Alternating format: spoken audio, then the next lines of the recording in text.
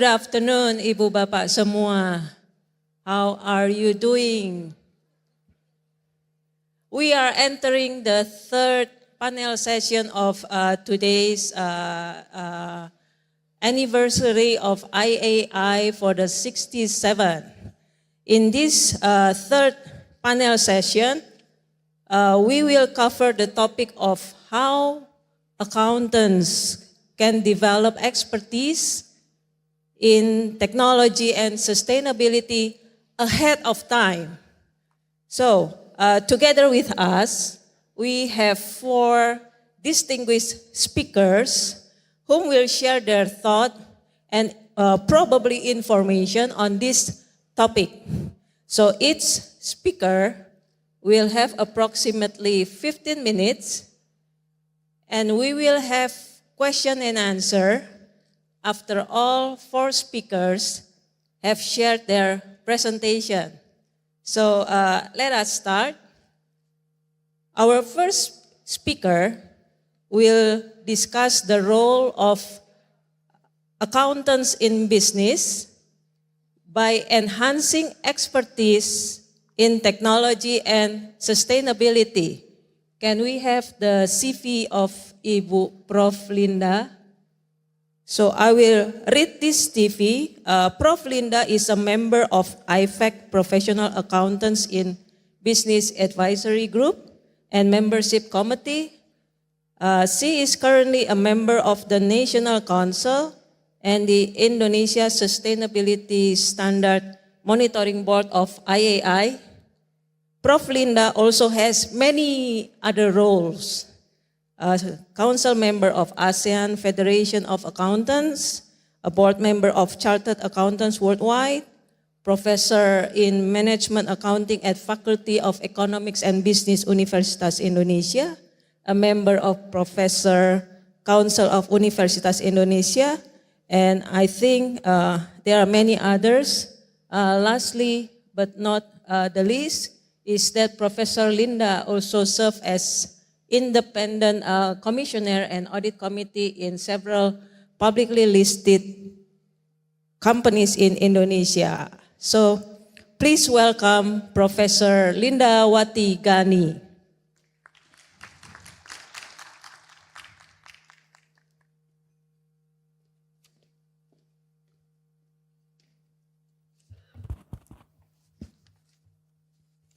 Good afternoon, everybody. I hope we are not sleepy after we have our lunch. So I take the privilege of using this podium instead of sitting down so that everybody is awake. Okay? After discussing also with the panel team, we decided to have it standing up instead of sitting down. So please apologize for that one. Okay, maybe I will start. Oh ya, good afternoon first to Pak Ardan, Prof. Mardiasmo, Pak Edi Rintis, Pak Jumadi, and fellow DPN Council member of IAI, and also the member of IAI, professional accountant, which are still stay with us in this room because many seems to leave the room already, maybe preparing for dinner later on. But thank you so much and appreciate for those who are still in this room. Okay, I would like to share today or this afternoon of why professional accountants have to transform to be able to perform the new role that is expected in this evolving business. So let's see on this, actually we can see the diagram that by tracing the timeline of the globalization, digitalization, as well as sustainability, we can observe that there are so many changes that happen since in the 1990s. There are transformations everywhere that actually demand adjustment and also a new approach from professional accountants. Because failure to adapt to these changes means that we will be left out and our competitors in other professions will compete with us, and maybe we will fall behind of the competition itself. So that is the reason why actually the transformation in this digitalization is not a threat for us here, professional accountant, but instead it is rather an enabler that I can say that allows accountant to work more efficiently. Transformation in these two, the digitalization and also sustainability, is actually an opportunity that challenges accountant and finance professional to shift their focus from routine and operational tasks that can be automated to the strategic decision making. So now it's all depend on us. Are we going to take this as an opportunity, or are we going to take this as a threat? Next.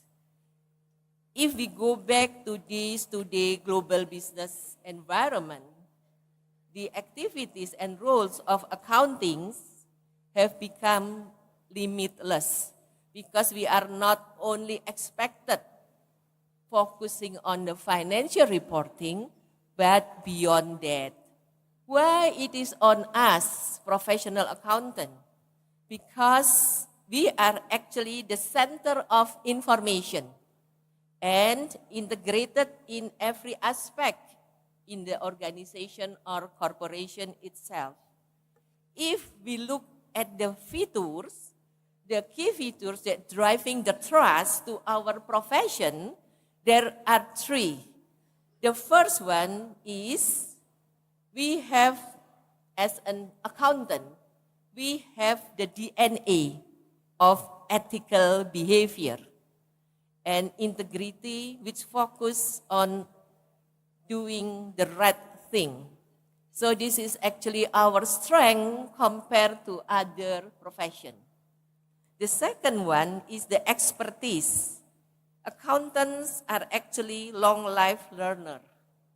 The result in the profession that is always current and relevant with the skill suited for creating, protecting, and also communicating value for organization and society.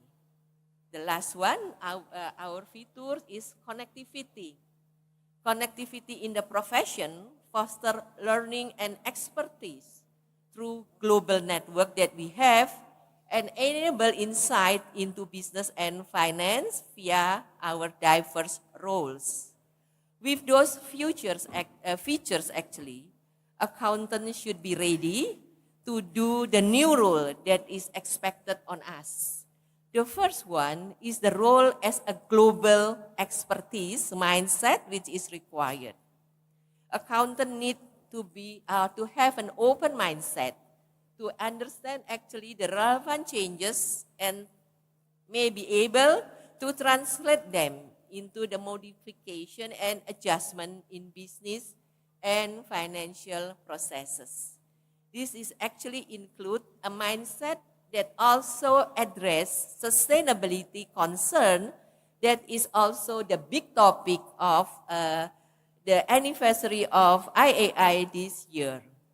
Therefore, accountants are required to review business models, including value chains in entity, not merely focusing on the sustainability disclosure. So we have to remember this. We have not only to focus on the disclosure, the report, but we have also to be able to review the business model, including the value chain. The second expectation on our new role is to make sure the stewardship and control. Even though digitalization eliminates human involvement, but it still creates vulnerables that must be mitigated with strong control and integrity. The last roles that we are expected is to link the business and the developer. As all of us may be aware, nowadays with digitalization, there are so many systems that are being provided. But still, us as professional accountant who have the deep understanding of process and also the user needs, we have to be active to give developers what is actually our expectation. So by looking at all this, actually I can conclude that the accounting profession next is remain incredibly exciting, going beyond just numbers to encompass broader opportunities and also unlocking limitless possibility for accountant. If the profession want to be relevant in the future, it can just be about debit, credit, or just memorizing IFRS rules. Accountants need to understand, analyzing data, and integrating sustainability into the expected role. All of this actually speak to the evolution on the role of accounting and finance into the real business partner or a strategic partner in the corporation.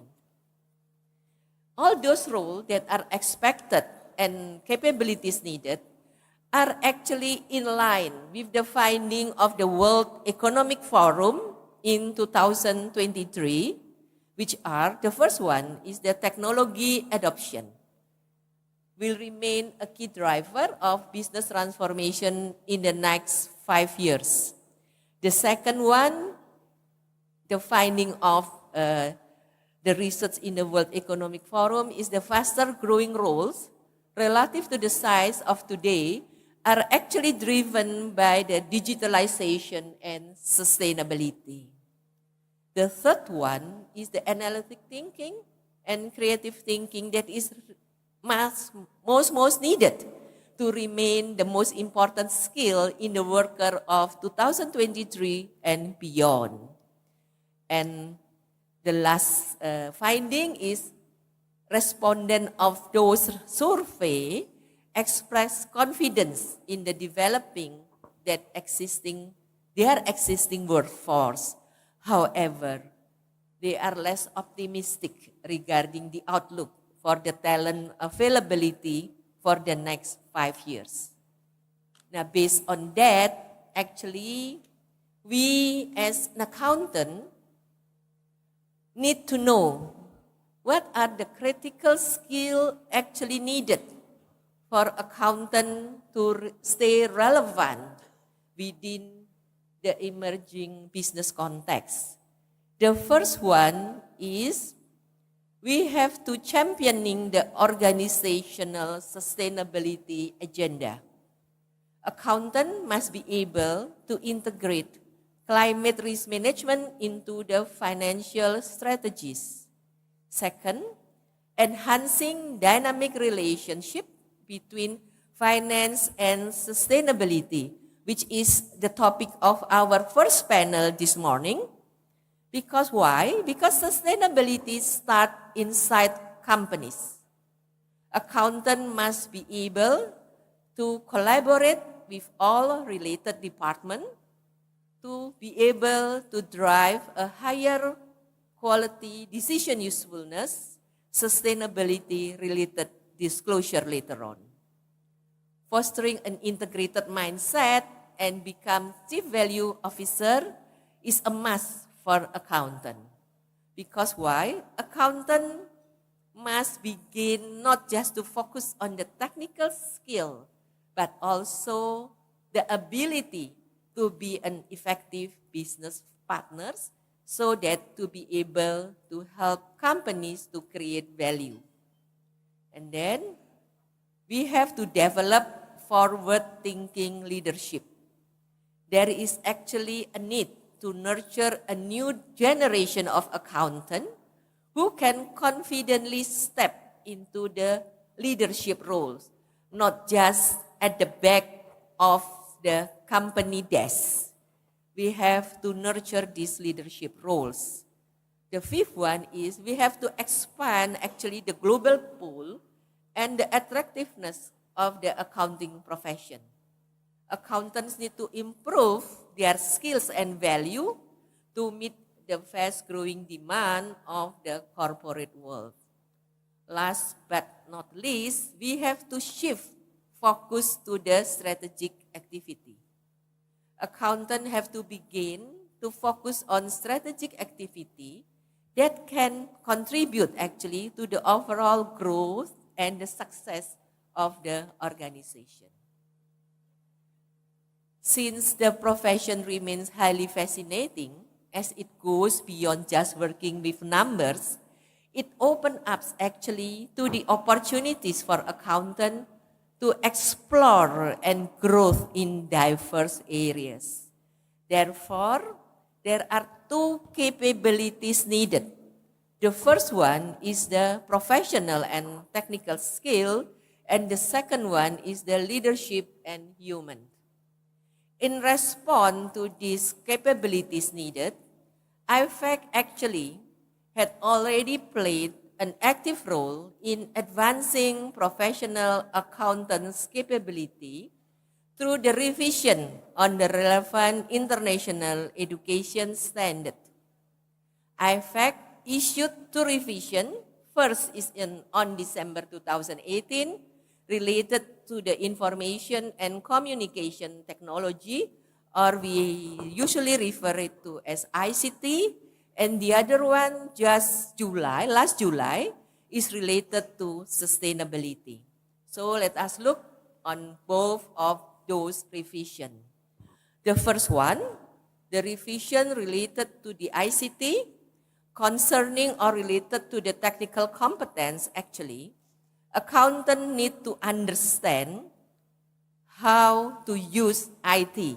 How to use, I have to underline this, how to use IT as an important part of management decision making, starting from knowing the risk management, the system and processes, control, preparation of financial report, and also data and information security. Accountant also need to use technology for communicating impact and influencing. So we are actually users of technology. Technology is a tool to enable us as professional accountant. Second, still related to the ICT is the professional skill. Accountants apply critical thinking skill to analyze and solve complex, unstructured, multifaceted problem, recommend effective solution, and demonstrate collaboration and intellectual agility in adapting the dynamic challenges. The third one is related to the professional values, ethics, and attitudes. Accountants have to demonstrate curiosity by exploring beyond what is immediately apparent and apply ethical principles when assessing, storing, generating, using, and sharing data and information. So I actually quote those from the International Education Standard on revision of the ICT. So as an accountant, we have not just focused on the first one, the technical competence, but also for the IAS 3 and 4 follow-on.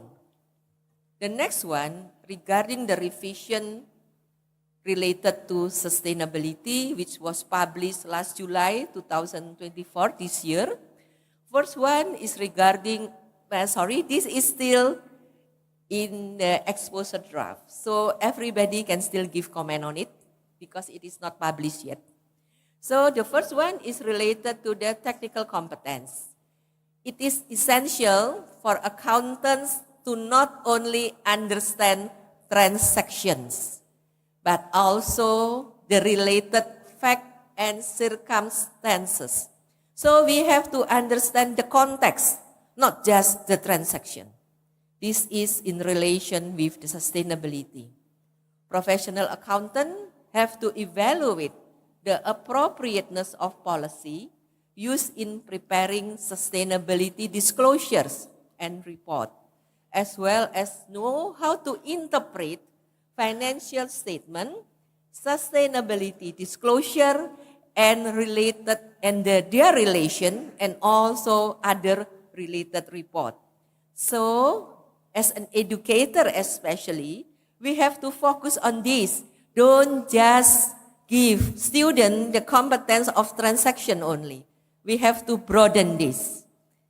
Because professional accountant need to develop and also assess metrics, target evaluation, an important one is the value chain analysis, scenario analysis, investment decision making, while also still recognizing internal control, which now just expected to go beyond financial reporting.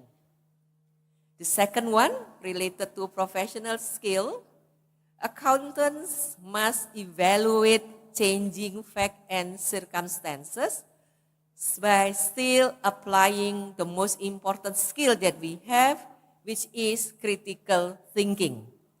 To be able to solve problems, to form judgment, and reach informed conclusion with intellectual curiosity.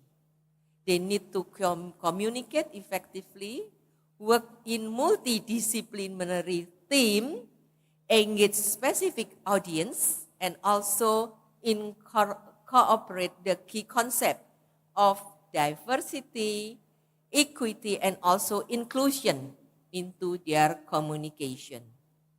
The last one that are expected is the related to professional values, ethics, and attitude.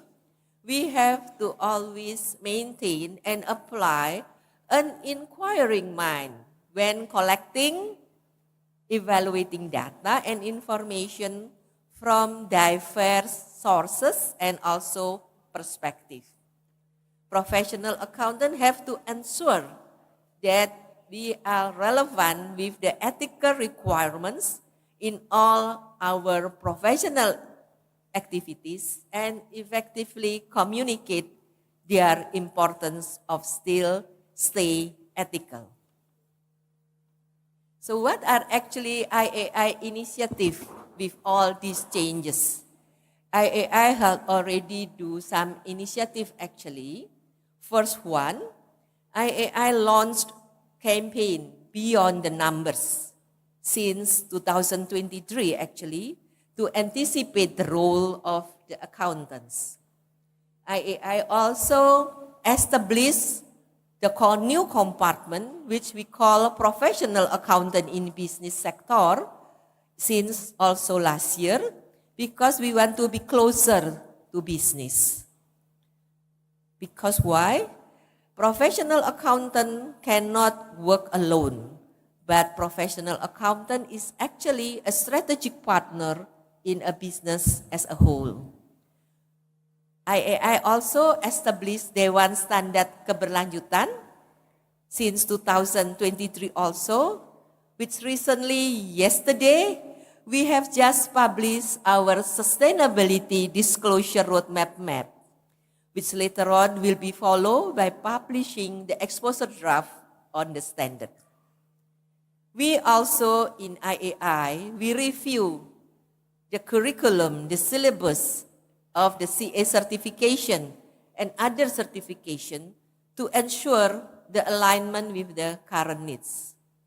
And then, for your information also, we have established IAI affiliated campus and also corporate partners to be able to getting near to the provider of the professional accountant and also to the user of the professional accountant. IAI also established IAI Young Member Chapter in the largest IAI regional office, which I'm not mistaken, we have 10 already across Indonesia. And then every year since 2017, we also hold IAI Aspiring Professional Accountant Festival. And last one, we actually have already launched. This is, I'm sorry, actually 1,500 CA scholarship, not 1,000, since this year, 2024. So I will sum up what we have to do. The key takeaways are, first one, Trustworthy and high quality information is actually the lifeblood of professional accountant. Stakeholders always expect high quality financial information and now are also demanding the same for sustainability related financial disclosure. Therefore, we need to ensure that professional accountants are equipped with new ways of thinking and working. Other takeaway consists of, as you can expect, maybe, to equip the professional accountant, all stakeholders, including accountancy and non-accountancy educator, PEOs such as IAI, YAPI, YAMI, firms and regulator, actually has a very distinct role. So now, take a deep dive to understand where is our role be. If we haven't started any, now is the time to act. While professional accountant individually also must take a proactive step to develop their own expertise to remain relevant and add value in the evolving business landscape. I will end here first. I will wait for your response. Thank you very much.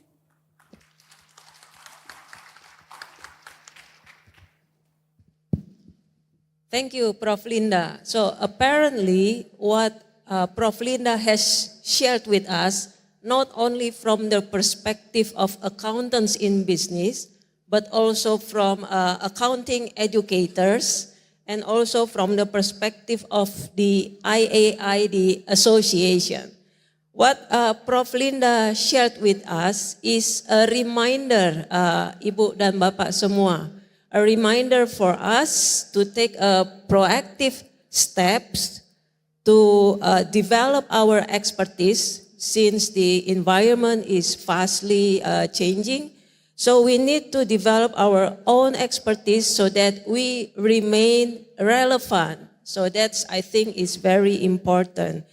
Our next speaker will discuss the role of chartered accountants in embracing technology and sustainability.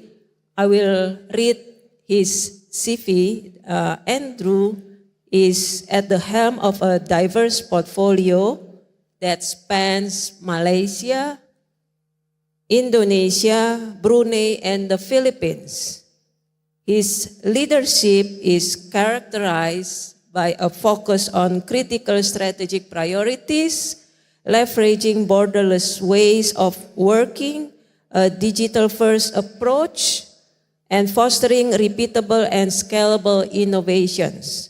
His passion for sustainability is evident in his effort to ensure the long-term viability of ACCA in the maritime Southeast Asia region. Andrew collaborates closely with regulators, government bodies, and educational institutions to drive sustainable practices and initiatives. Prior to joining ACCA, Andrew dedicated over 20 years to the education sector. So he was previously a teacher, a lecturer, where he honed his expertise in strategic planning, business development, marketing, sales, and product branding. I think he's everything now. His extensive experience and commitment to sustainability ensures the advancements of ACCA's mission in the region. So please, Ibu dan Bapak, welcome Pak Andrew Lim.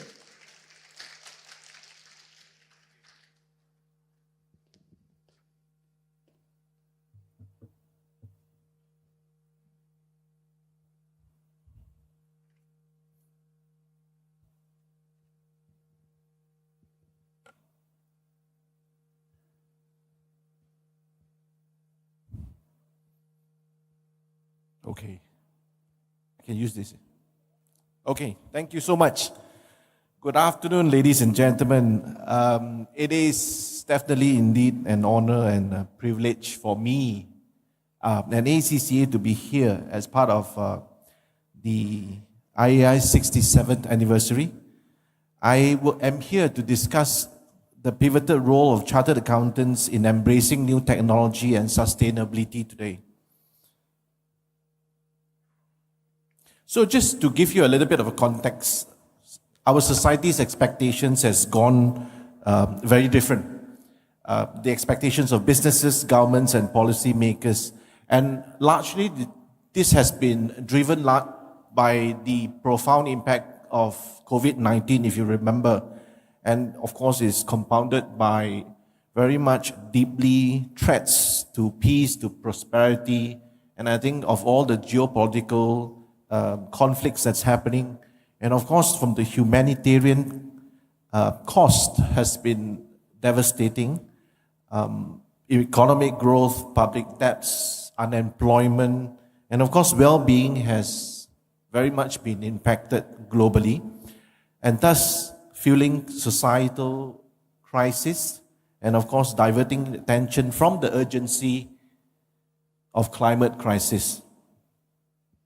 Now more than ever, we need to look forward and consider our responsibilities for the new future generation, for our children, for our grandchildren, and so on. We need a better and fairer world that works for everyone. And of course, we need to reset sustainable growth and shape the new relationships between businesses, policymakers, the public sector, and of course the wider society, learning from the lessons of the past few years and trying to embrace all the positivities. Now, a relationship that drives forward the critical change what our planet needs, and this relationship that leverages, of course, on technology and the new ways of working. Coming up with a solution is complex. Now, we are all part of one interconnected ecosystem, and that's very much dependent and impacted on all of our actions and of all our decisions. And there's no single profession in this world that can solve all these challenges. Why accountants? Why not the engineers? Why not the doctors? Or why not the other profession? But of course, with the skills, knowledge, and experience that transcends across sectors and borders, and the influences that touches on all aspects of society, the accountancy profession is definitely uniquely placed to help drive, to change people and how we see the world. And of course, by extension, the accountants have a role to play in solving sustainability challenges. Because if businesses are to play a very crucial role in solving for sustainability issues, and accounting is the language of business, then the more accountants have a more important role in help shaping today's businesses in the world's most pressing sustainability challenges. Now, accountants can be seen and can support in various forms, from reporting to compliance. I think this was mentioned earlier, strategic advisory, of course, and performance management, where reporting on sustainability metrics, on compliance with ESG, disclosures, so on and so forth. And of course, not to forget the strategic insights and the guidance of integrating sustainability into various business operations and helping businesses make decisions and identify opportunities for further improvement. And of course, again, the cost-effective sustainability practice. Now, there are many ways and places to start as opportunities to take advantage for the accountants to lead the change. Now, taking advantage of the accountants' existing skill sets. And all of you here, the finance professionals, are already well versed with the assessments of financial materiality. That's one. And this is to start building blocks for reporting in line with the impact and of course the dependency disclosures. How is that? So the securing management commitment ensuring there's an alignment in targets and commitments, regulatory compliance, risk management, and strategy and value creation. Now, all of which goes beyond saying, and there are many different aspects to this, the 5 areas.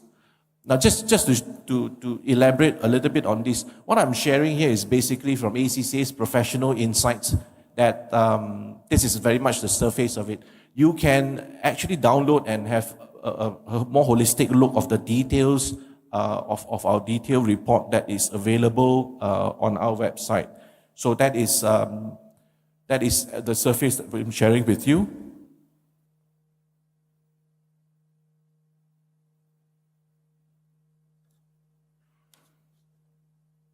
So how chartered accountants integrate the aspect of sustainability in business processes. And of course, I think the sustainability reporting requirements that's taking effect in different parts of the world, and chartered accountants playing a bigger role on integrating sustainability. And as you know, it's been more than a year since the ISSB released the 2 sustainability reporting standards, the requirements, and the local jurisdictions are looking to align their reporting requirements with these of a view to achieve maximum alignment and, of course, alignment globally. Now, just to cite an example, back home in Malaysia, we recently launched the National Sustainability Reporting Framework by the Securities Commission, and that is a mandate by the government that organizations must adhere to.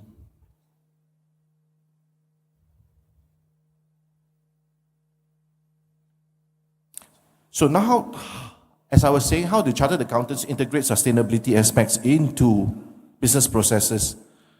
Now, through the sustainability reporting that brought benefits to businesses. And as sustainability reporting requirements extend to explaining the approach as well as the progress made on the strategy.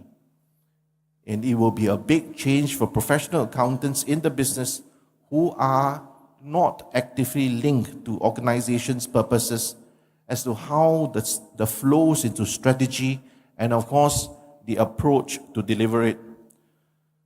Now, the more holistic reporting requirement will deliver benefits beyond the core purpose of the report over the short, medium, and longer term. And on technology, and technology to us is very much to be used as an enabler. Now, very well, we consider these following themes while we assess the suitable technology to support our sustainability reporting. Number 1 is on system architecture and integration, where the system provides single source of truth, working in unison with existing systems, then talking to each other and be scalable for future needs. On data governance and management, where systems collect verifiable data as automated as possible and is protected against unauthorized access and data breaches. Access, and where this system should provide customizable access rights to user internally and outside the organization as appropriate. And lastly, the capabilities where the system has the flexibility to produce output and different formats for different purposes. Now, creating sustainability information will require a lot of data, of course, and data that comes from many different sources.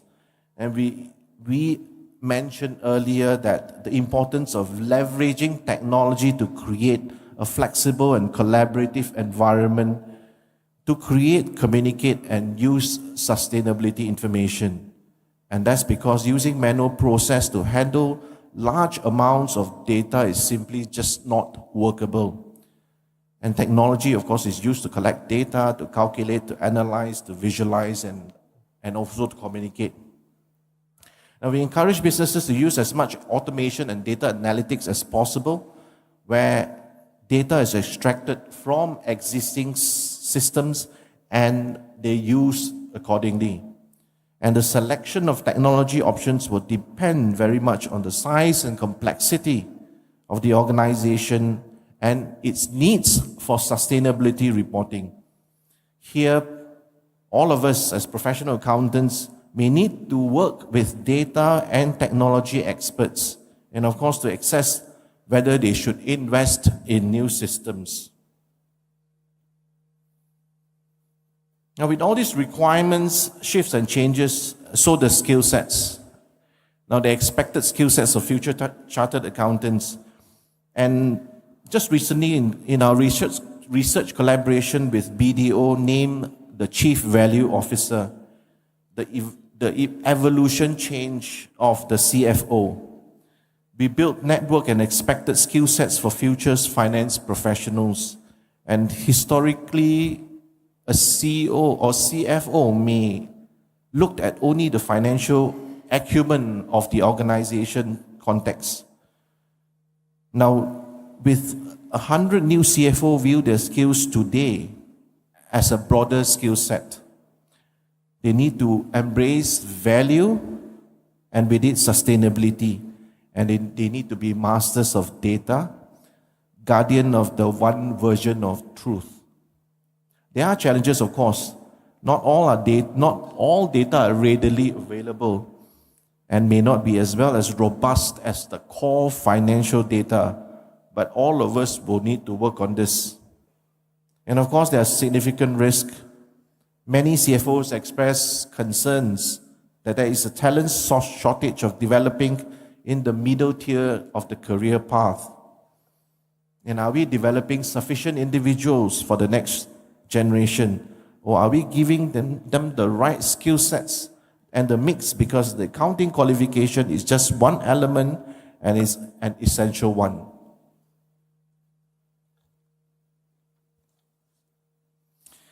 So from tech advancement, AI might be the only thing that is mentioned quite heavily. And AI is also our highlight for the year, because this brings big opportunities, challenges, and risks for accountants. And to support you, we brought together resources and guidance to demystify AI and help you build the knowledge that you need. And all of these 14 units are free, as you can see on the screen. The rise of the machines, from robotics to machine learning, big data to Internet of Things, is happening. And we uncover what it means for finance professionals.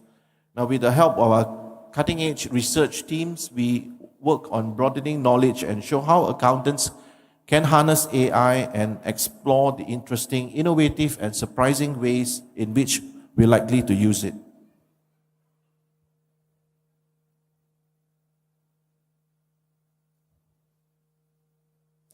So as a profession and a career, would it evolve?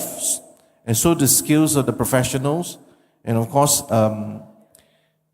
the ACCA qualification integrates technology and digital data through the exams at all levels, together with our ethics module skills. And this is on the education bit that Prof. Lindawati was sharing, that our future generation accountants needs to be prepared and to understand the technologies, the impact, the opportunities, and of course the risk for organization. And it's very much evolving skills for professional accountants.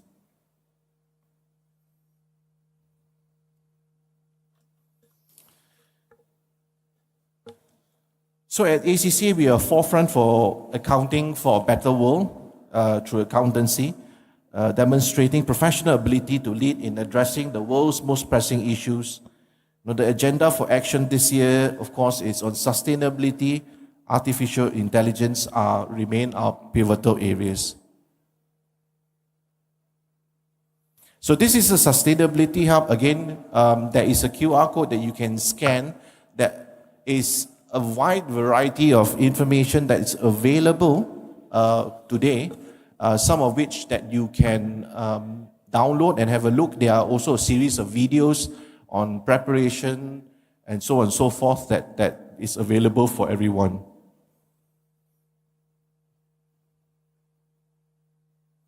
So I will end very quickly, just to share with you, we recently launched the ACCA Professional Diploma in Sustainability, and this is designed to meet the needs to adapt the new and incoming regulations. It comprises of 4 different courses, and each can be taken as different level of certificates. It's on framework and ethics, on strategy and management, on sustainability and reporting, and of course, sustainability assurance. Now, was launched sometime, I think, in October. That is available now for all of us to undertake. So with that, thank you very much for your time. Some of the work that we do with EIE on sustainability as a knowledge partner, and hope that if you have any questions, you can ask me later. And thank you so much again.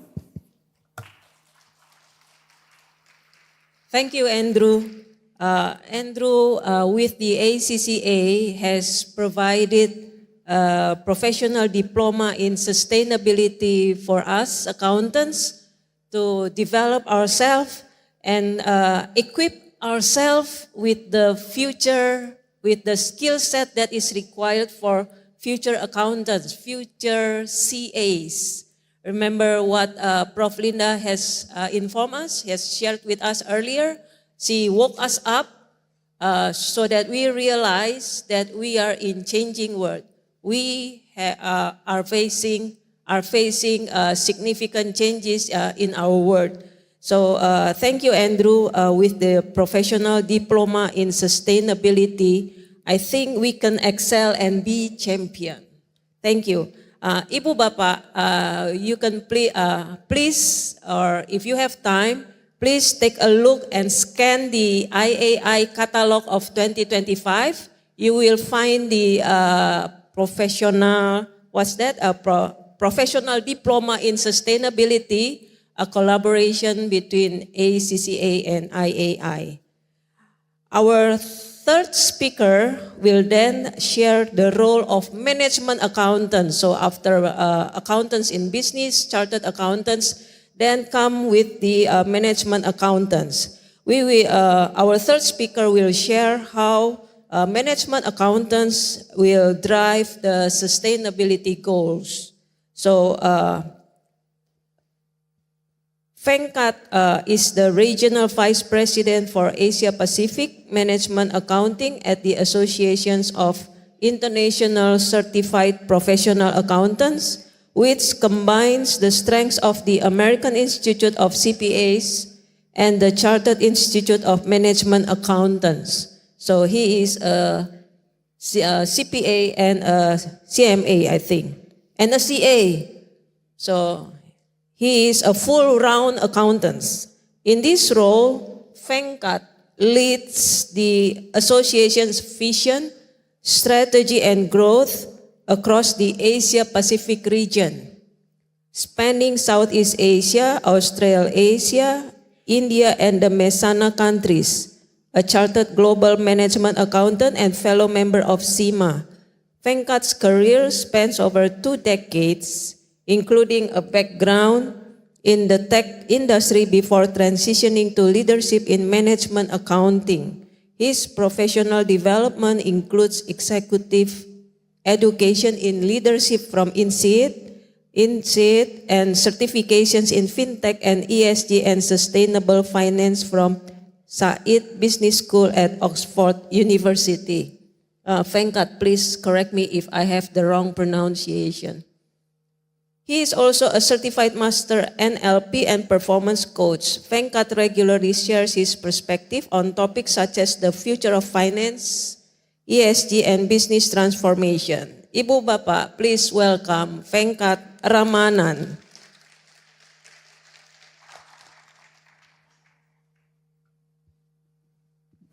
Salamat sore. Since a couple of speakers took that side, I'll stand on this side, so it's the left and the right. The executive leadership of EIE and the management team and everybody here, thank you for having us in this session. Interesting topic because we are going to be transitioning between what Prof. Linda spoke about and Andrew spoke about, and I'm sure including yourself from Bloomberg. So I'll try to keep it very synchronized to the area of management accounting. Why sustainability? I don't think there's a question about it. Oh, I have to press the right button.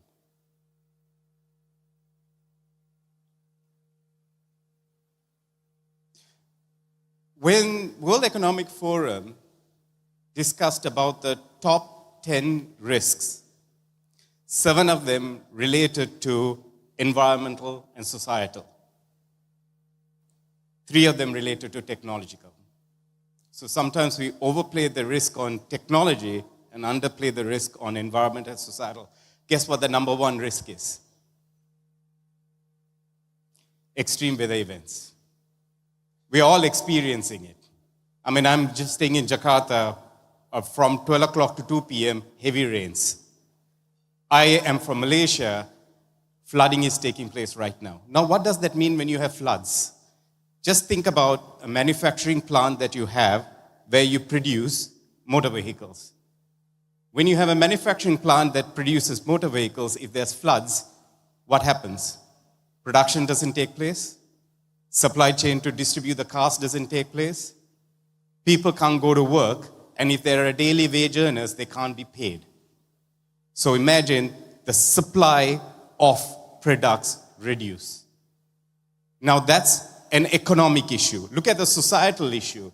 People get displaced. People don't have places to live. They'll have no access to food. Governments have to spend incredible amount of money supporting them at that point.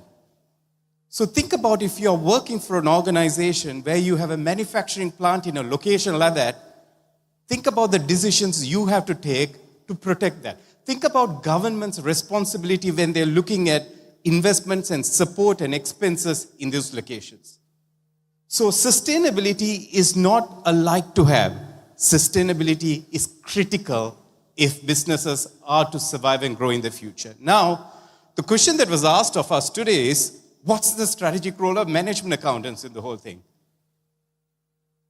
There's only one role that management accountants have to drive in the whole aspect of sustainability. To be the catalyst of change. And to be the catalyst of change, there's one key skill management accountants and finance leaders need to have. Storytelling. Who do you think has the best skills for storytelling? Anyone have a clue? Professional accountants, we would love them to be storytellers. They'll get there. Children. If you have a son or a daughter, they are the best at storytelling. I know. I have an 11-year-old daughter, and she's incredible at storytelling. If she wants something, she will know how to get it.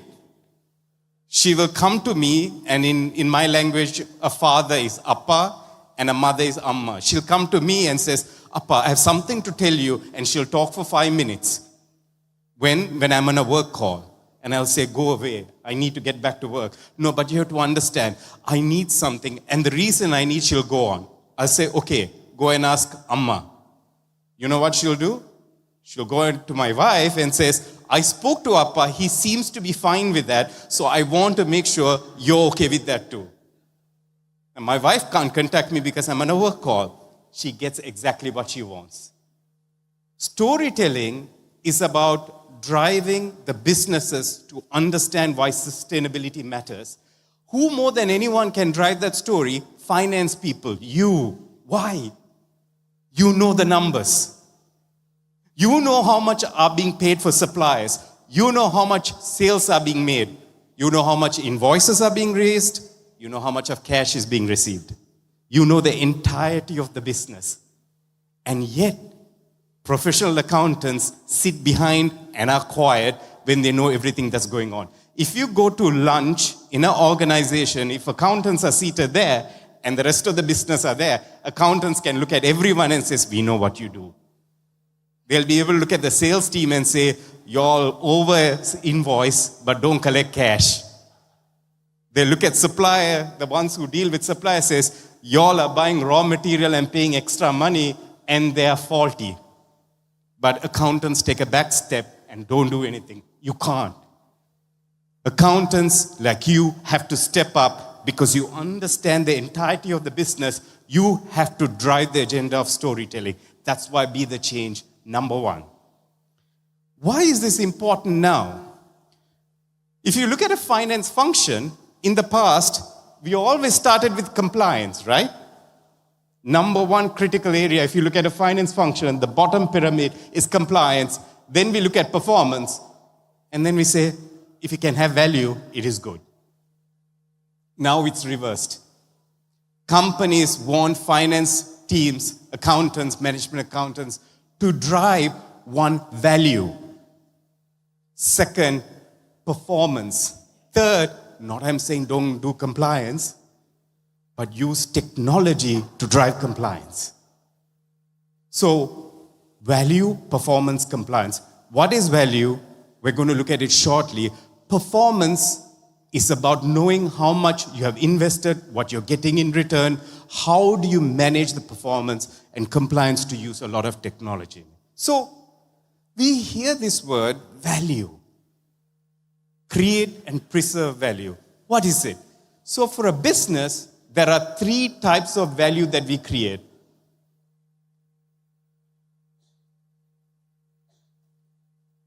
I have to use this as a magical wand to see if it goes to the next slide.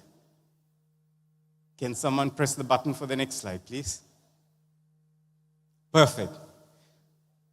For finance leaders and management accountants, there are 3 types of value.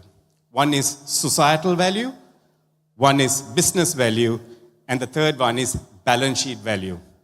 What are we all good at? Balance sheet value. Where do investors make decisions? Do they make decisions to invest in your company, to acquire a company based on balance sheet value? No. They look at balance sheet value, they look at the business value, and they look at the societal value. Now investors are asking companies, how much of societal value are you creating? How much of purpose do you have? What are your ESG matrices that you're having? How much of sustainable development goals are you implementing in your organization? They're looking at business value. How much of intangibles are you having in your organization? What's your value of intangibles? Look at all of us. We work for organization, we are employees, right? Our value in the balance sheet and the profit and loss goes as expenses. We as talent are expenses, a cost line. But invariably, we have intangible value, that's our people. So, 3 values that are critical that we need to look after. I'm not saying balance sheet value is not important, it is critical, but where the real value is created is on the business value and the societal value or the social value. That's where the focus needs to be. There's always this principle, and in the US, this principle is coming a lot. Now, when we talk about ESG, the question that we have is a business a commercial logic or a social logic? Now, imagine you're an underachiever. You don't make any money, and you don't do any good for the planet. You're useless. Imagine you only make profits, but don't do good for society. You're selfish. But if you look at the divine coincidence, Mark Gani, the former central bank governor of UK, said, it's important you do profits, no question, but also make a difference at the same time. So where our focus as organizations should be is to get to that defined area where we do purpose with profits, or sometimes people say profit with purpose. Doesn't matter. But make money and do good at the same time. And finally, in this element,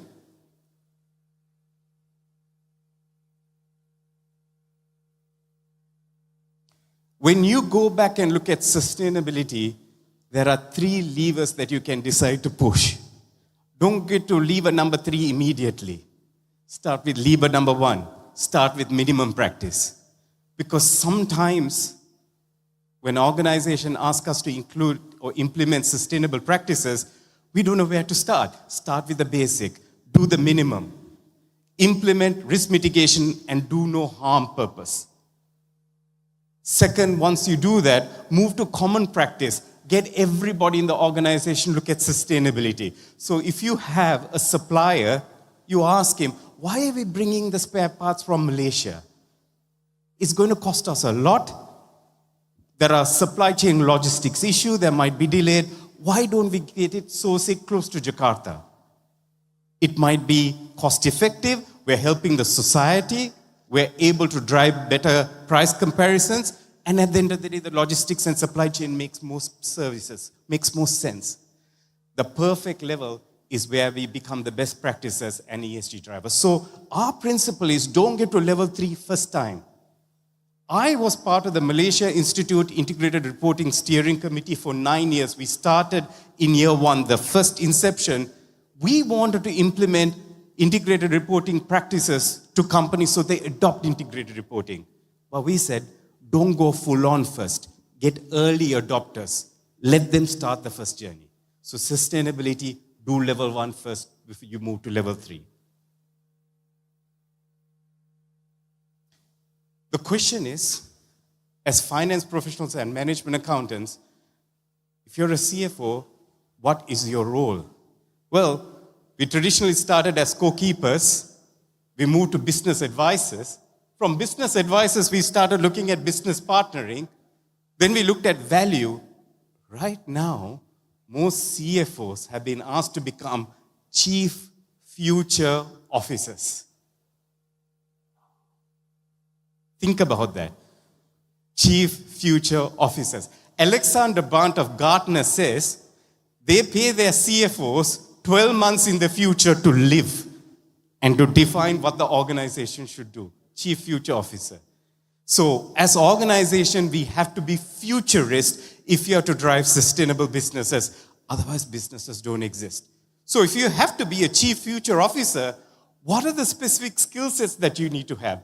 Now, most CFOs are known to be currently CFNO. That is CFNO, no. You go to any CFO and ask, can I do this? No.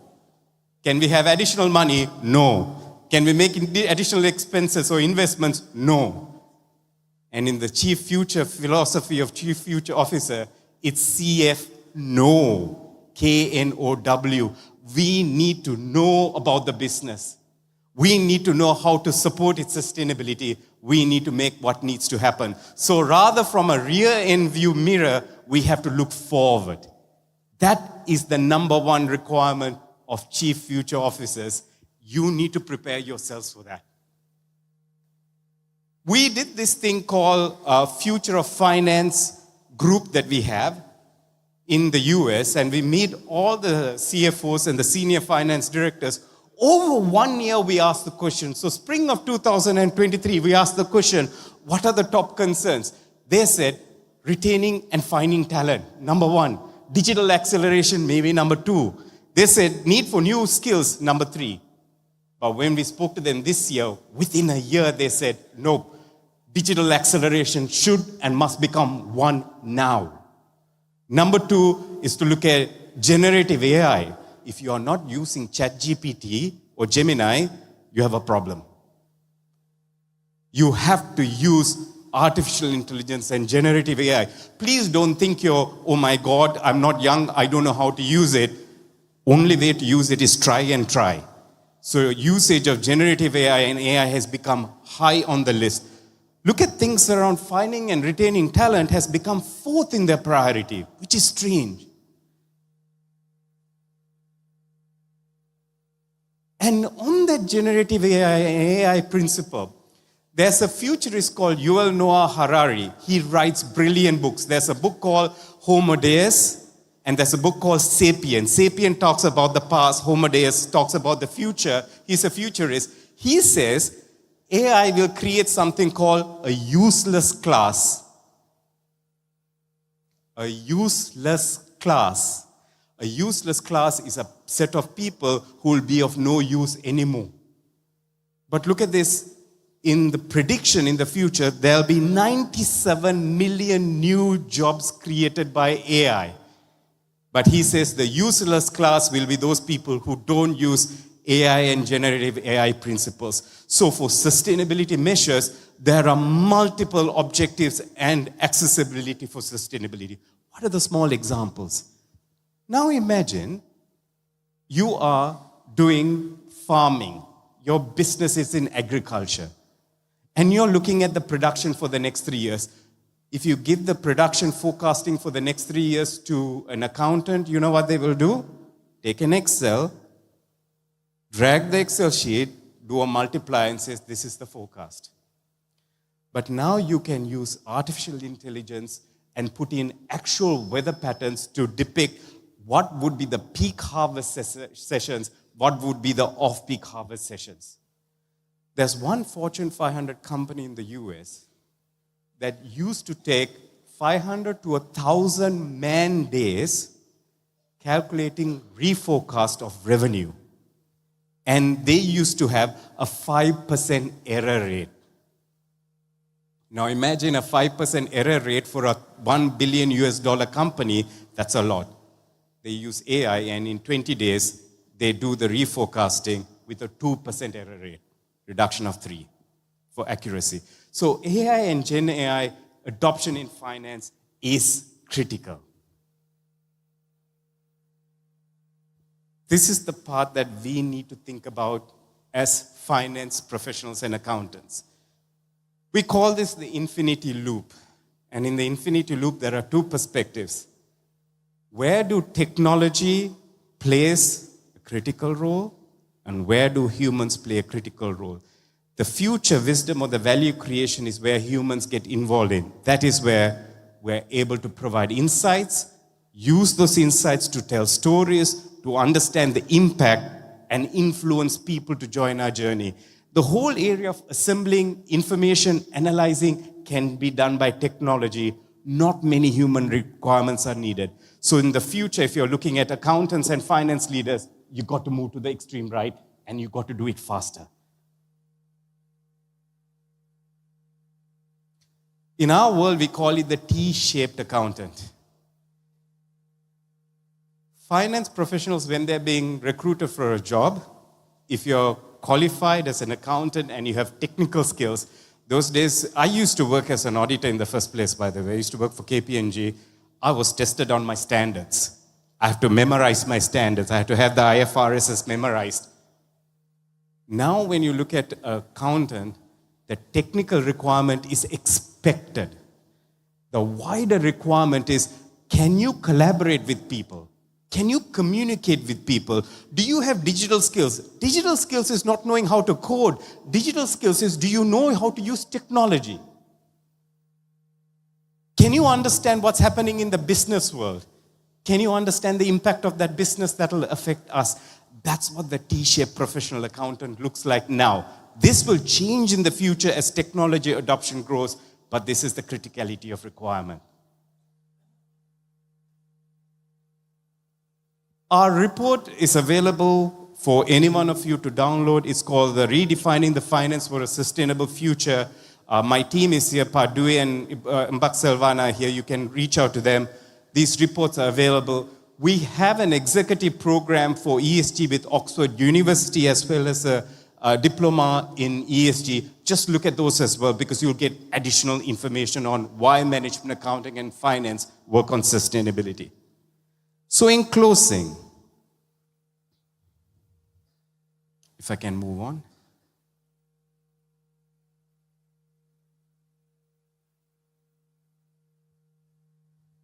Sir Winston Churchill said something interesting.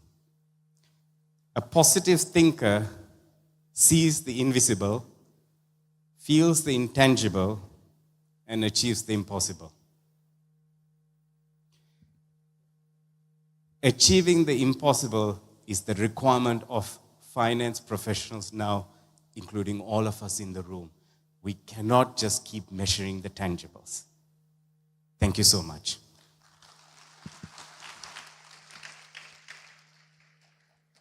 Thank you, Venkkat.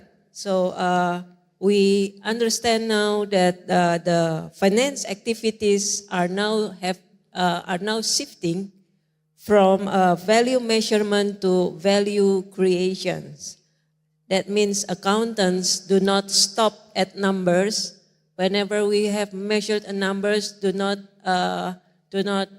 be happy yet, because that's not the end. We still have to create value. I believe this is aligned with CA's motto, see beyond the numbers. And lastly, Venkkat remind us to let me open it first. To achieve the impossible. So let's pray so that we could do that. So our last speaker, Ibu Bapak sekalian, will show or will share how leveraging technology and data may enhance ESG reporting.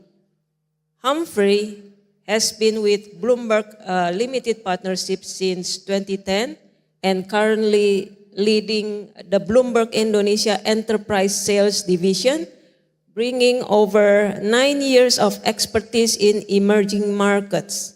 Over the past 3 years, he has also spearheaded the new business sales strategy for Bloomberg's electronic trading solutions across the Asian region. Ibu Bapak, please welcome Humphrey Johandyputra.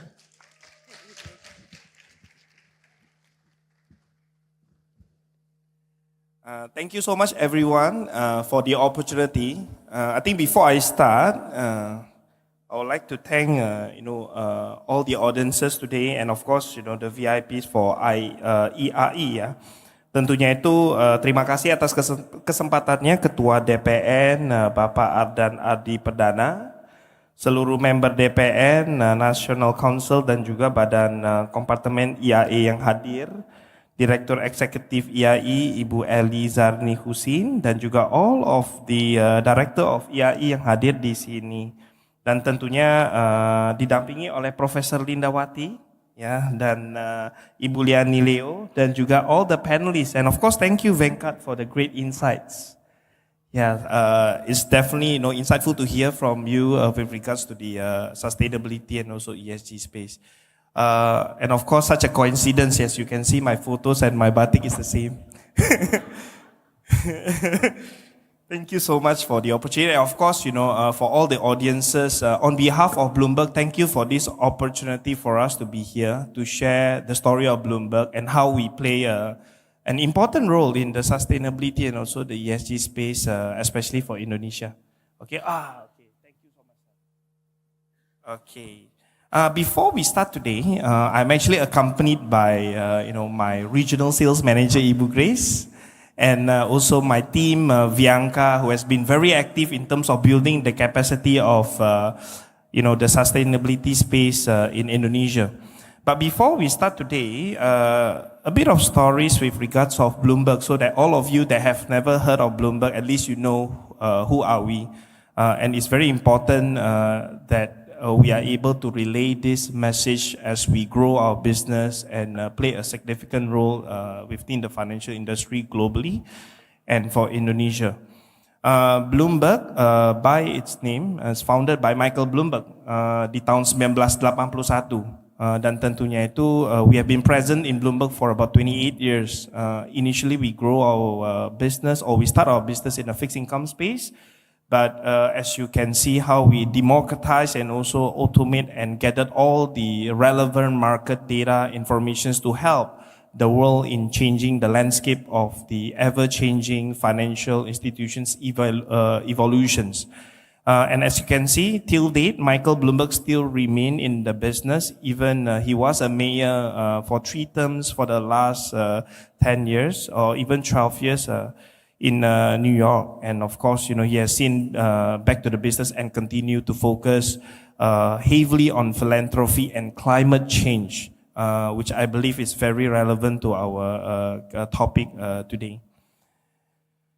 So a bit of background with regards to Bloomberg.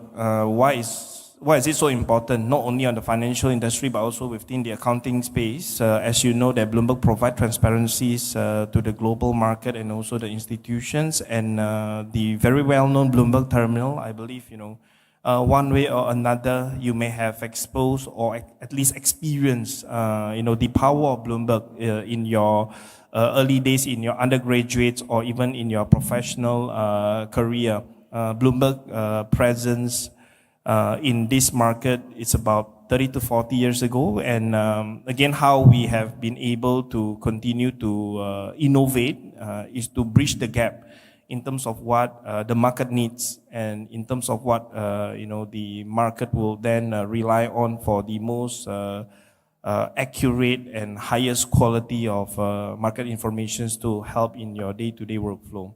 But at the same time, we continuously work with a lot of our partners, such as organizations like IAI, in terms of what do they need and how we continue to work together to provide the assistance in terms of bringing the evolutions of this market data. So again, I think with regards to the Bloomberg Sustainable Finance within Bloomberg, as you can see that in Bloomberg we do provide data and also analytics and research. But I think more important is that, as you know, data is becoming more and more accessible. Each and every one of us can always, get those relevant informations to the public domain. But of course, what we emphasize a lot is definitely the technology that we leverage on. Just a little bit of facts is, in Bloomberg, we value and we invest a lot in technology, and hence, therefore, we have about 11,000 of engineers, right? And at the same time, a very big part of our organizations is the Global Data Department, where I start my career on, and we continuously work with the stakeholders and regulators and market practice to ensure that we are bringing the data available through our terminal or the Bloomberg license to help these stakeholders to be able to achieve what they are able to get. And of course, 10 years ago, Bloomberg expand our business to a research portal. So we do have what we call the Bloomberg New Energy Finance, whom I believe some of you may have heard, a research portal that's acquired by Bloomberg to provide more value to all our Bloomberg users. And again, I think, as you can see here, we do have what we call the regulatory alignment. We continuously work with each individual regulators in each jurisdictions for us to understand what is required and where are the state of the market changes and also requirement for us to be able to fulfill and also localize some of our solutions for the market needs. And this is very important on how we leverage on our technology to transform some of the ESG data collections and also on the reporting processes. I believe most of us will understand the challenges in terms of how we are able to gather these informations. Ever-changing requirement and ever-changing regulatory changes, that makes it quite challenging for us to be able to keep up to the standard in terms of having this data available to everyone. And hence, therefore, Bloomberg work in a global scale. We do have 100 of offices around the globe, and we are always connecting with all the market practices to ensure that we stay relevant and ensure that we are always be there to understand what they need and how do we gather those data, and at the same time, how do we then make this data relevant and with the highest quality. And again, I think in terms of the data coverage itself, I'm sure you have heard a lot on AI and also machine learning. And if we think about 20 years ago and 30 years ago, we have never heard the word of fintech. But again, I think fintech is where the heart of Bloomberg is. And in fact, Bloomberg is one of those first financial technology company to where it is today. And again, we have been very experienced in terms of these data acquisitions and to ensure the quality of those data to that we provide to all Bloomberg users and also the market itself. And again, with the ever-changing of the requirement, the complexity of the financial market, and at the same time with regards to the need of ESG and sustainability, which is the key focus of everyone globally, that makes it even more challenging for all of us. And hence, therefore, we have been partnering with local regulators such as OJK in terms of building the capacity of the market stakeholders. These are some of the ways in terms of how we maintain and ensure the quality of the data itself. Aside from the resources that we have, and for those of you who have used Bloomberg before, seen Bloomberg, each and every data points that are available through our terminal went through a rigorous and also curated process to ensure the quality of it before even it's released into the terminal. Just so you know that the terminal that we are using or you are using is the same across the globe. Even, for example, Ibu Sri Mulyadi herself is using the same Bloomberg terminal as our Chief of Staff of President, or even our President Trump as well. So that is how important it is to ensure that whatever that is being produced or made it available through the terminal is as accurate as it can be. So that is how we put in a very high focus on that.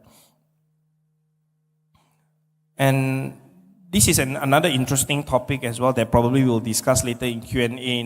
Why is it important for us to work with the accountant? And of course, as you may have experienced, I believe most of us would have encountered or even worked with the Big Four accounting firm.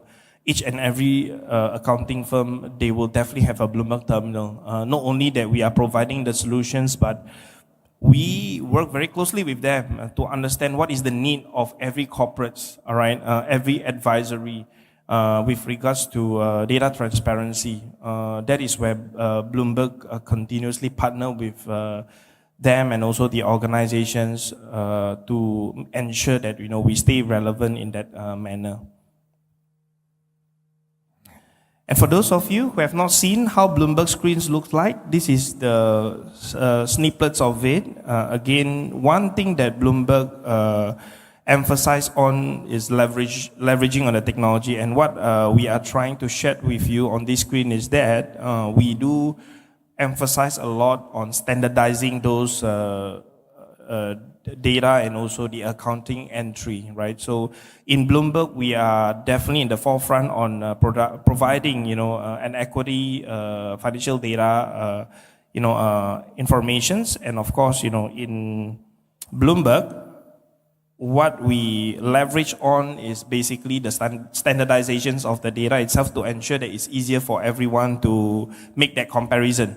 All right, across the firm and globally, to ensure that you are able to curate and also understand and analyze those information in a much faster way and in most accurate way. And of course, ESG score is definitely something that we have been putting a lot of investment for the past few years. And part of the reason why is as we go internationalized and there's a requirement for all the offshore fund, ESG is one of the gateway to provide confidence to potentially the foreign investors across the globe.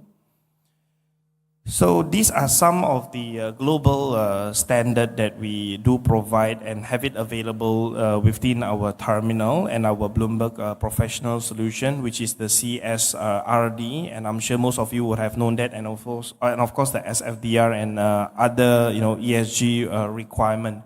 So again, we are open for any discussion if you are keen in terms of understanding more about Bloomberg and how we can help the community of IAI moving forward.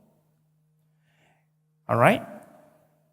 Thank you so much for your time, and look forward to hear from you on within the Q&A session together with the rest of the panelists. And once again, thank you so much for the opportunity, and we look forward to participate again next year. Okay. Thank you. Thank you, Humphrey. Thank you. So there is one very interesting insight we can see in page 9 from Humphrey's slide, that is opportunities for accountants to collaborate with data providers for enhanced transparency and compliance. So we love the word opportunities, right? So I think it is now the time for us to invite questions from Ibu Bapak sekalian. Please put it in the app, the IAI Lounge app, and then we will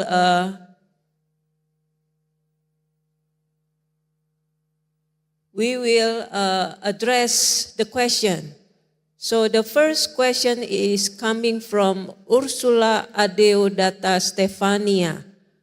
This question is addressed to Andrew, right? This is a question to Andrew. One essential aspect is data acumen. Could you elaborate on what data acumen entails? How does it differ from finance acumen? What specific areas of data should focus on mastering? Thank you.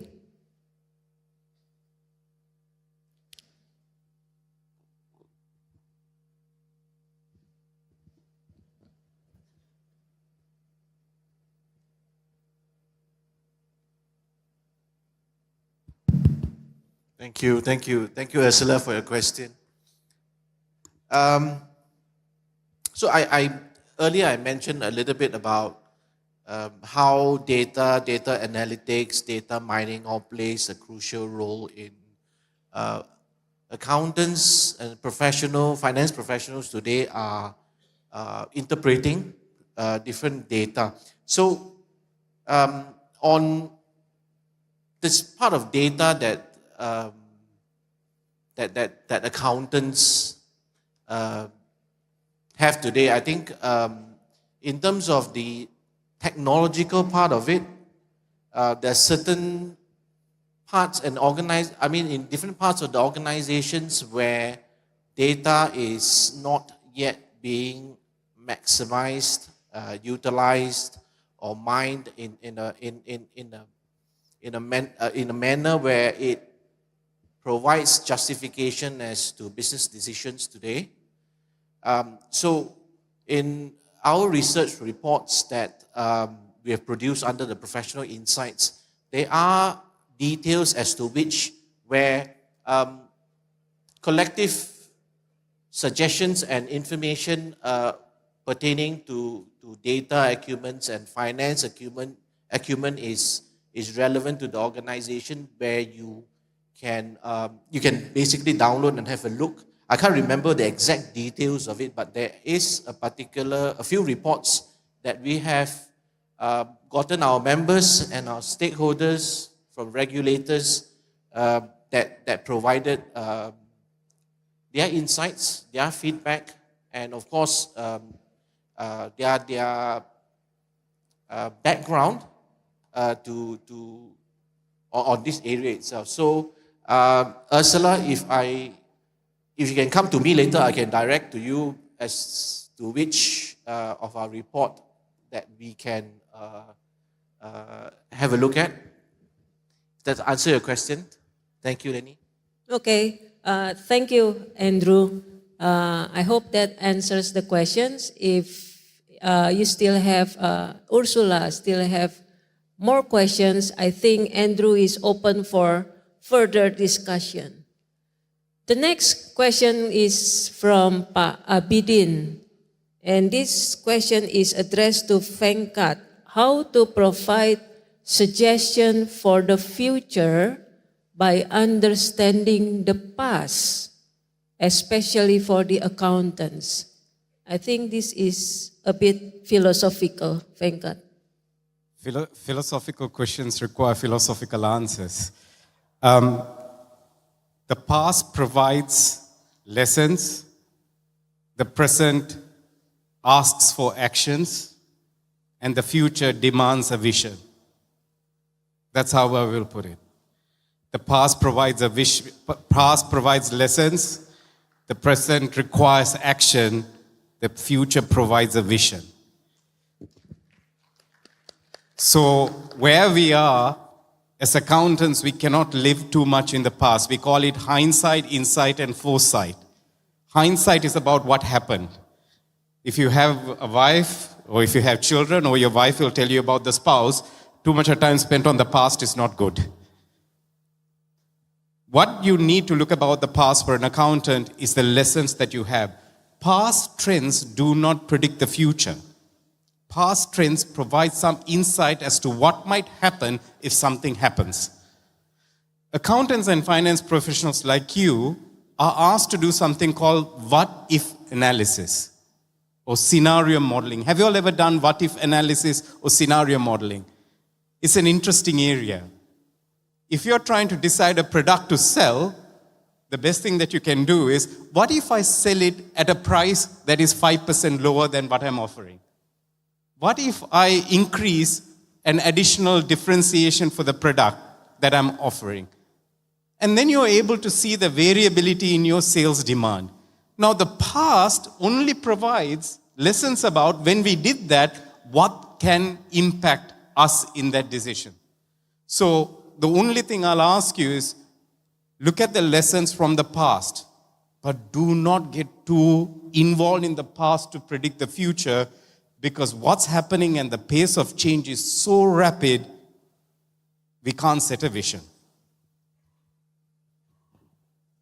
Thank you, Venkkat. I hope that was philosophical enough. I hope so too. Pak Abidin, is this okay? I think it's okay. That's my KPI, to Yeah. make sure he's happy. Next question also coming from Pak Abidin, but sorry, I read it wrong. The next question coming from Ni Putu Sri Hartamimba. This question is addressed to, again, Venkkat. Could you elaborate the biggest challenge faced by companies in elevating their value creation? Thank you. Short term. That's the answer. Short term. Short term. Most companies are looking at short-term results. So if you look at listed companies, what do? Quarterly results. Share prices go based on quarterly results. That means if you have met your target or not in terms of your revenue estimation, what happens? Your share prices either go up or go down. So if you have over-exceeded, your share prices go up. Who defines the share prices? So you look at one is how the company's market capitalization is, but importantly, it's the investor who decides it. So the critical aspect here is not anything to do with the company, but the people who are invested in the company. If those investors are very short-term driven, the whole aspect of value creation is lost. So you take BlackRock. You know BlackRock? Have you heard of this institutional investor called BlackRock? BlackRock made a decision some time ago to write to their companies and CEOs which they invest. They invest billions of dollars into different industries. They said, ESG is a must. So immediately the companies they invested in started implementing ESG matrices. So value creation needs to come from a mindset perspective that we are not here for the short term and only providing short-term results. Short-term results gives short-term action. Short-term action means it affects the entirety of what we do. So the response to challenge is that always look at the long term, look at sustainability as not a like to have but a must have, embed that into your culture. Your finance leaders are the best, accountants are the best to drive the sustainability agenda. Get cross-border teams to work with the finance team. Now, if you ask the finance team to send an email or work with, for example, sales team don't want to sit and talk to the finance team. They don't get along. But if imagine a finance team member coming and telling the sales team, I'm here to partner with you. I'm here to help you. Can you imagine the level of change that will happen? So the challenges are short-term mindset, investors in terms of what they look for. The issue is that a lot of things are changing in terms of demography. There's a younger generation, Gen Z, who are looking at many things that's different. There's a newer generation called Generation Alpha coming in. Generation Z is not just about the consumer, but the people who work with you. We have 5 generations of people working in one organization now. The millennial and the Gen Z will account to about 60% of workforce in the future. Can you imagine that? So focus on the mindset.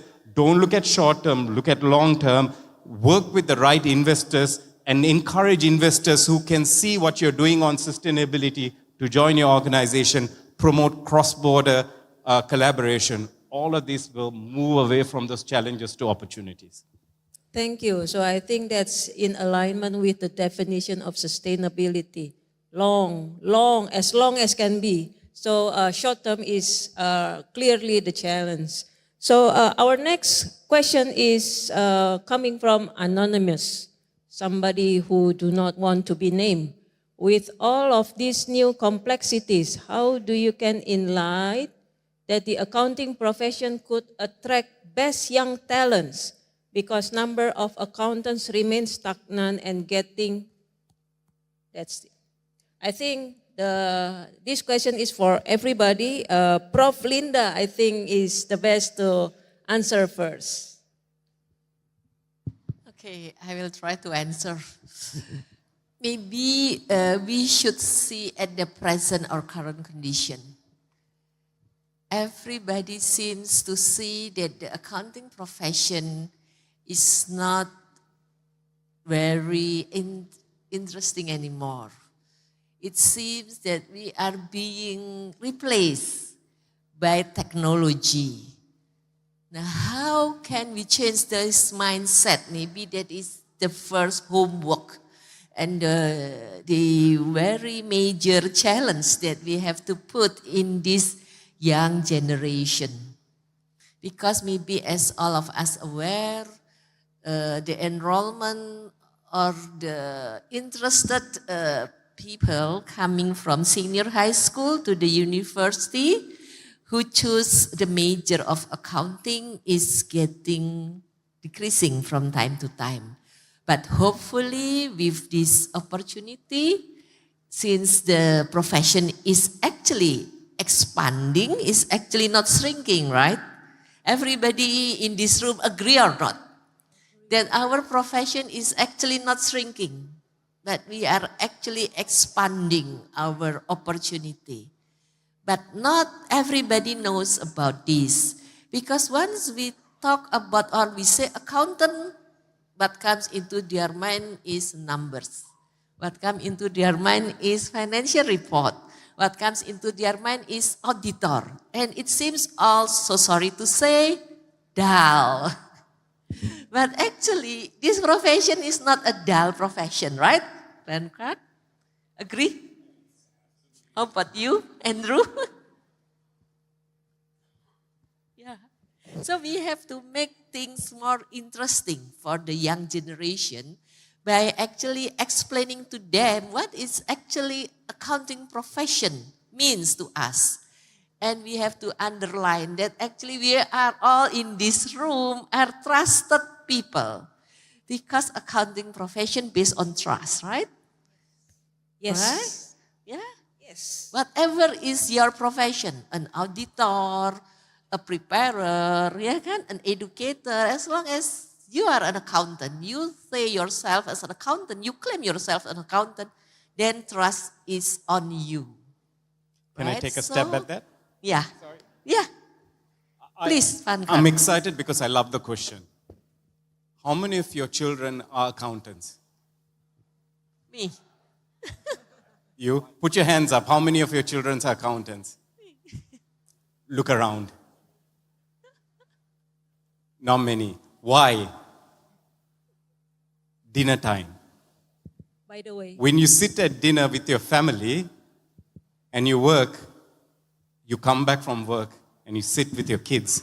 How's your day? Month-end closing. I don't like it. My boss, he keeps sending me numbers all the time to review. Think about the dinner time conversation is what inspires the younger generation. If your children are listening to what you're doing, they'll be inspired by it.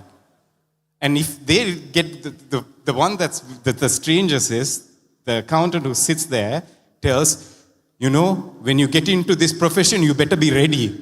You have to work long hours. You have to carry a lot of files and you have to work very hard. Forget it.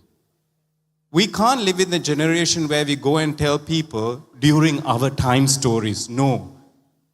You're right.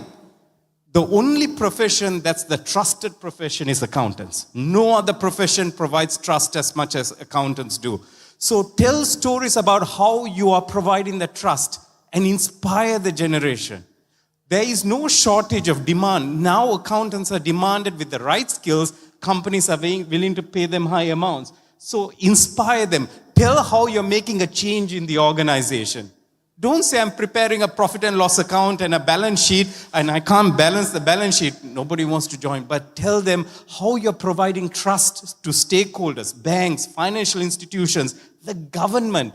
Preparing accounts at the end of the day has one objective, that's to pay taxes. That's it. That's how it started. But how you're providing the trust? Excitement starts with all of you in the room. And also the ownership of the information is actually at the hand of the professional accountant. Sorry ya Pak Humphrey. Yeah. And actually, if we look, we have to create a job environment, working environment that is attractive for the accountant. Sorry nih bapak-bapak yang auditor yang di ruangan ini, KAP, sorry. So you should create an atmosphere, working environment which is very attractive actually to the young people, that they want and they see that this is still a promising profession and it is a very challenging one, right? Because once you trust that, you have to hold this trust to be able to prove to the society, because we are responsible to the society. We are not just responsible to the corporation. Maybe it's from me. Thank you. Thank you, Prof. Linda. So, Venkkat, for you just to know, Prof. Linda has 2 young accountants in her house. So she's exciting them at dinner time. Yeah. So, let's get the response from Humphrey on the same question. Definitely. I think what makes the new generation of accountant is how we actually sold to them. Again, numbers can be quite boring. The easy access of information is so important in terms of how we mold the younger generation of Gen Z and the following generation. Totally agree that I think accounting itself is a profession that is a requirement, and it becomes more and more important given that the number of companies that are being listed across the globe, right? Is the trust by the company to the profession. And again, accessibility of information, quality of data is also important, and that's where Bloomberg plays a big part of it. All right, we are here not to displace the human touch, but rather to provide that means to make the whole entire journey easier. All right, at the end of the day, it's the analytical tools that is provided by the accountant themselves to provide those reports and the insights and the story behind those numbers that is important. So we hope that, with the technology and of where we do best in terms of providing the accessibility of data, we can support this community, be it whether on Indonesia or regionally or globally, right? Thank you. Thank you, Humphrey. Andrew, want to jump in? Yeah, like Venkkat, I like this question a lot. So I like to tell this story. When I was in senior high school, and I had to take this paper called Principles of Accounting. And my teacher who taught me accounting is the history teacher as well. So she's always asking us, Debbie, itu sebelah kiri atau sebelah kanan ya? Or the balance sheet. So you see the interest in which that was from school. I think it should start from the school. Education should start from the school about the prospects of accountancy, prospects of being a finance and accounting professional, and of course, dinner time. How exciting can it be, right? We have, at ACCA, we have this, just like EIEC Beyond the Numbers, ACCA's pledge is to redefine the roles of accountants. The roles of accountants today are very much different already. Globally, there's a severe shortage, I would say. It's, I don't know, Singapore needs 20,000, Malaysia needs 30,000, Indonesia probably 400,000 to support the economy. So I think all of us should do our bit in educating the the younger generation that the accountancy profession is indeed the profession that is going to be a sexy profession. It's not the sunset or profession that involves mundane work and whatnot. And especially with the emergence of technology and digitalization coming up, I think it's crucial. I think the future is bright. Every HR partner I see from a big four asks me, do you have talents? Do you have talents? Do you have talents? So we are indeed in shortage, severe shortage. Yeah. So, yeah, thanks. Thank you, Andrew. Ibu Bapak, we still have 2 more questions. The second from last is a question to Venkkat. What future trends in accounting technology are likely to have the most significant impact on sustainability efforts? Artificial intelligence, no question. When it comes to any new technology, we overestimate the impact in the short term and underestimate the value in the long term. That's what happens with every technology that we do. We overestimate the impact in the short term and underestimate the value in the long term. With regard to sustainability, there are 2 points of it. One is implementing sustainability as a mindset and as a practice in the organization. The second one is sustainability as a reporting. So you look at sustainability as a reporting, as my colleague on the right was saying, technology can be used to capture data. Carbon reporting. How do you calculate carbon emission? Now, I don't know whether you have seen Scope 1, Scope 2, Scope 3. Scope 1 is very straightforward. It's easy. What your production, what you do. Scope 2, a little bit better. Scope 3, how do you account and how do you calculate for things that not only what you do, but what others do with you? So you need access to technology, and specifically AI-driven technology will help you in that process. On sustainability, other parts of it is predicting what the future models are going to look like if there are changes in environmental issues, if there are changes in social issues.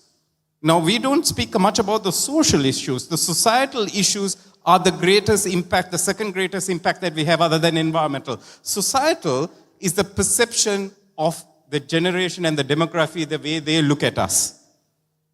So Generation Alpha, who are studying, your kids who are under the age of 14, when they come as consumers, when they come as employees, when they start businesses, how are they going to look at society? If at all you look at the US presidential election, did the results shock you or did you expect it? Think about that. So people in the US didn't care about what sustainability or what the future looked like. They made a decision, what's in my pocket and what's on my table is far more critical. Society changes views. In this part of the world, when you look at society, they are holding the government far more accountable. Look at it. There's something called an area where they look at trust aspect. Government is the least trusted. Religious leaders are not trusted in some parts of the world. The only set of people that there is high level of trust is business leaders and, importantly, accountants. So using technology, embedding it, don't fear technology, by the way. You have to try and use it. AI will be the biggest impact in terms of what will happen with regard to sustainability and accounting in the future. We spoke about blockchain. Blockchain was spoken a lot more as an impact earlier, didn't materialize the way it has to. But it will. But AI is your biggest driver with generative AI coming along the way. Thank you, Venkkat. We are now at our last questions from Wela Dwi. As 90s generation, how can we face the challenge technological era with people? The question is not very clear. Can I ask Ibu Wela Dwi to stand up and convey the question verbally?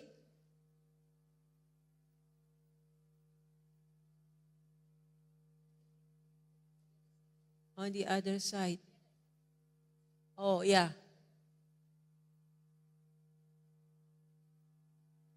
Bahasa Indonesia juga nggak apa. Yes. So the questions refer to our generation, as I am the 90s generations and I face or the bridging from the young generations and the old generation like Gen Z and above. And this is the challenge for me or my friends in mid-level such as assistant manager and manager. How can we face the challenge or difficulty to face the technology era?